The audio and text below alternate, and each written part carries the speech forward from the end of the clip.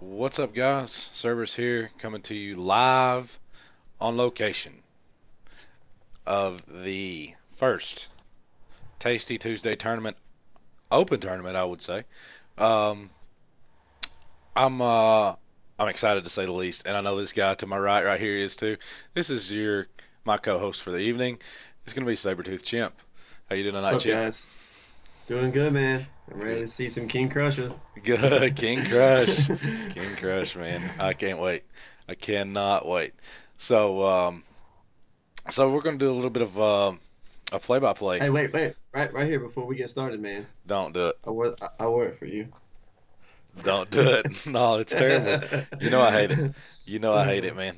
That and yeah, I don't know. All UK right, man. Let's UK plays Tennessee this weekend. Did you know that? yeah, yeah, we'll talk about it later. Oh, Oh, it's but terrible. let's jump into this first match, man. Here in about 19 minutes, going live. We're gonna have Maxbox versus Mr. Tripper. You you got any predictions on this matchup? Um, Any, I I think that judging from the list that Maxbox has brought, and judging from the list that Tripper has brought, my prediction right now is that I hate to do it. I hate to predict, but I'm going to say Maxbox takes this one. Um, but he does take some King Crush to the face. I'm going to say that. All right.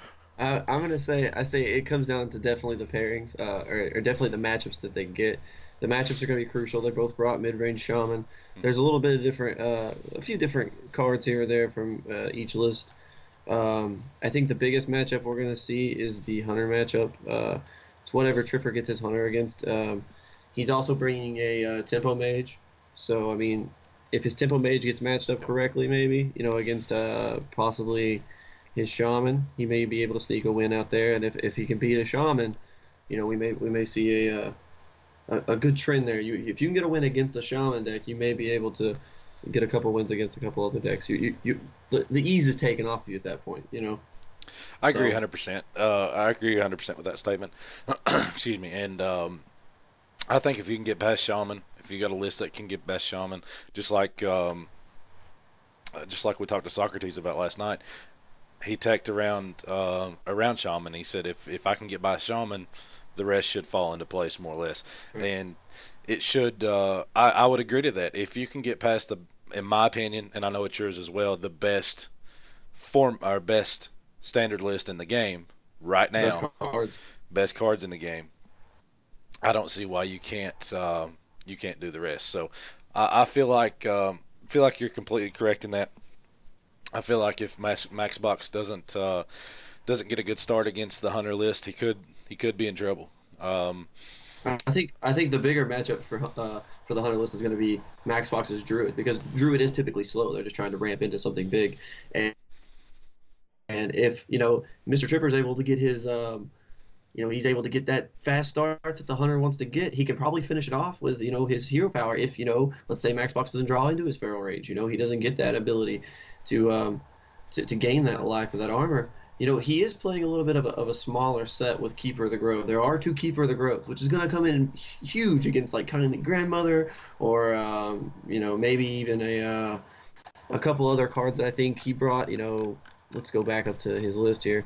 I mean, Scavenging Hyena, Helm Master targets. I mean, those that's gonna. I think that's gonna be a big card. It's gonna be like, if that matchup happens, if we see the Hunter versus Druid matchup, I think that the key card is gonna be in Max Box's favor here, where he's playing two of those Keeper of the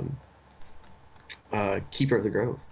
So I one card that I love in the Hunter list, as you know, I'm a Hunter fan, but I love the Scavenging Hyena. The Scavenging Hyena, especially paired with Unleash the Hounds, that just gets nutty quick.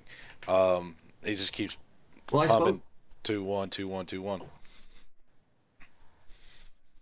I spoke with Tripper, and it's kind of a tech against Shaman, where he's going to be able to unleash the hounds and play a scavenging hyena and make some huge trades where he would just kill off all his dogs that he gets Mm-hmm. off of the unleash the hounds, and trading them in and making a huge hyena so that way he can trade into the 5/5 or just do a huge amount of damage to the face. It can just get nutty. Right. So he's kind of hoping that if Shaman, if he gets that matchup with his hunter, if it builds a big board like Shaman does, he's able to unleash the hounds for a lot. Then he'll be able to make a huge hyena and maybe win.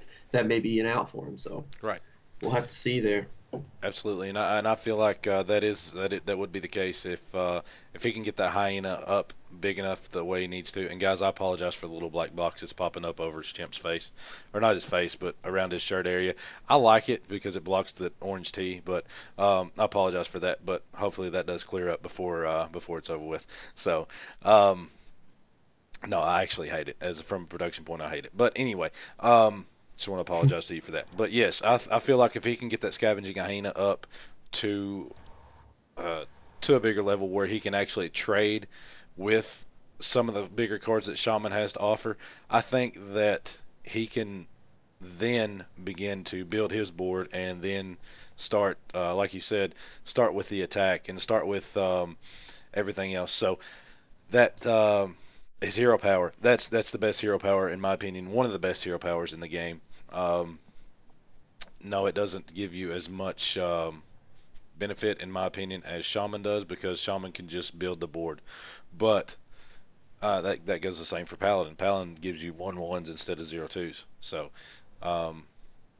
it's just, but we're not seeing any Paladins. So I don't know. There's a case for every one of those hero powers. I mean, there's a case for I the think this first mage. matchup's going to be. I think this first matchup is going to be a very fun matchup, and I think it's going to be one of those ones that it's going to come down to I think matchups. I think you're going to need to see.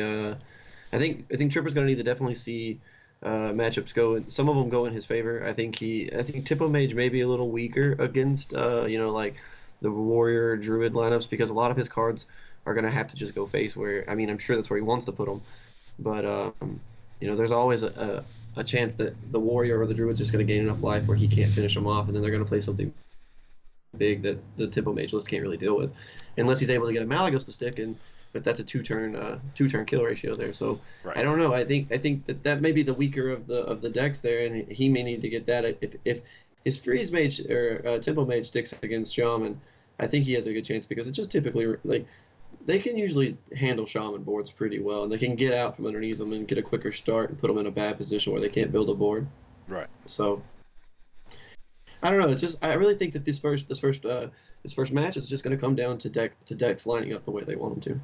I agree, and I think that if Maxbox, um, like you said, like we said, I mean, I think if he gets the correct lineup that he wants and gets Mr. Tripper down to where he needs him to be, I mean, it's going to be hard for Tripper to come back.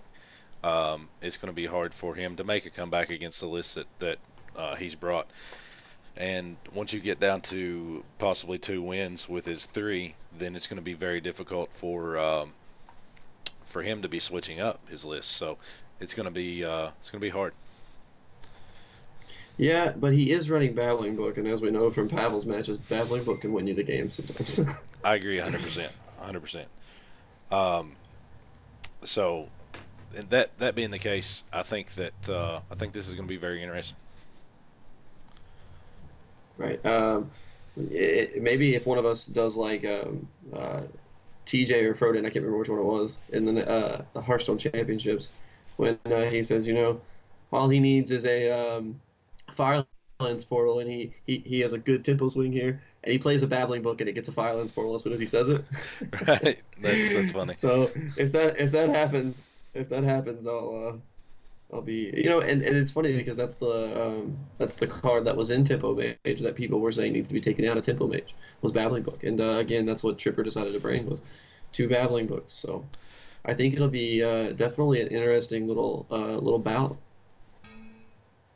I Right. don't think I don't know about the first matchup with because I think Max Box did bring Cthulhu Warrior, and I don't know how that matches up well or not against Tempo Mage. I think it actually isn't very good because I think Tempo Mage is able to get a quick enough start where they're able to just get their health low enough that they can finish it off with spells from their hand. Because a lot of times warriors, especially control warriors, want to just sit around, gain enough life, gain enough armor that they stay out of reach.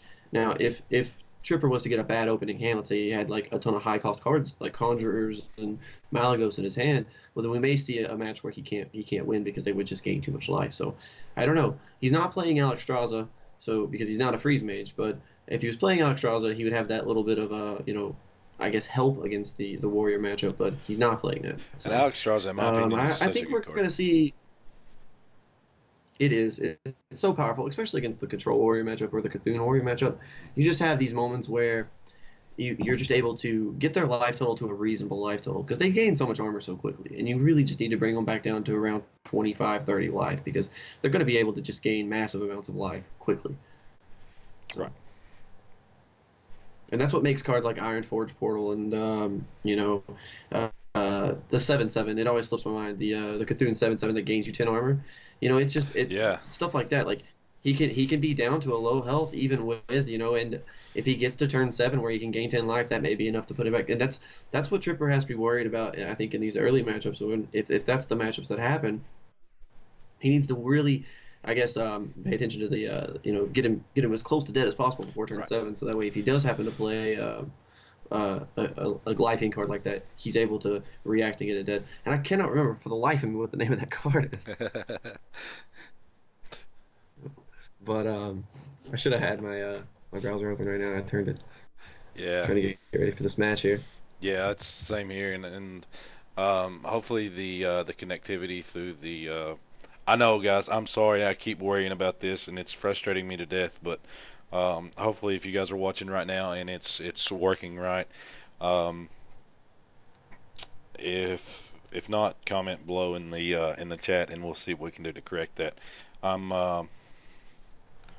by all Let means us know. Yeah, doing everything send us that a I can. message on Facebook. Let us know what's going on. Right, absolutely, and thank you guys so much for watching. But as But far uh, as far but as everything, back to that Cthulhu Warrior list. I think that's just going to come down to matchups, man. I think we're going to see. And again, even yesterday, I was talking about Keeper of the Grove being a really cool card that I don't see a lot of in Druid list. But if he has a Fandral stack on the play and he's able to get Keeper, and he's going to do some really cool things with that card, I think, and I'm really excited to see it play. So that's another one of those cards I'm excited. He also, instead of going with the Ancient of War, he decided with the Dark Arakoa card. It's a little smaller. It's a little bit of the it's a little bit quicker than Ancient, and it's just able to get that wall you want. So right, he's got this kind of Druid list that's kind of prepared for the quicker starts from some more aggressive, more mid-rangey decks, and I think that's key for Druid because, as you know, Druid just falls to Zoo, and Druid falls to tons of other quicker decks, things that are able to get out from underneath them. So yep. And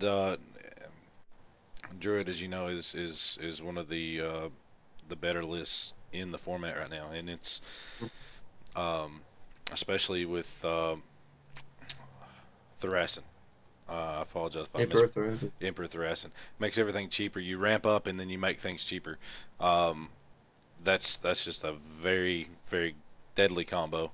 It's Um, so it's so key with their Malagos combos where they're able right, to just go ahead play a Malagos and then kill their opponent in one turn, very much which so. is it's just one of those things that happens in a lot of ladder games too. Like I'm sure you ran into it where you're playing against a Druid list and you actually think that you've got them won, but they drop an Emperor and you're like, oh no, and then the next turn they drop Malagos into Living Roots into Moonfire, and they take tons of damage from you and you just die. And it's very unexpected when it does happen. I guess they kind of telegraph it with the Emperor that they probably got it, and you Right, pretty much like, well, I got one turn to kill him, and if you're unable to, you probably die the turn after. So right. But guys, that's going to be our breakdown of the first match. We're going to do a little bit of technical work with the stream here, and then I and Sabretooth Chimp will be back to start the first match. So, first match is going live in about 6 minutes, 7 minutes. So, we look forward to getting that started for you guys. Thanks for watching. stay tuned.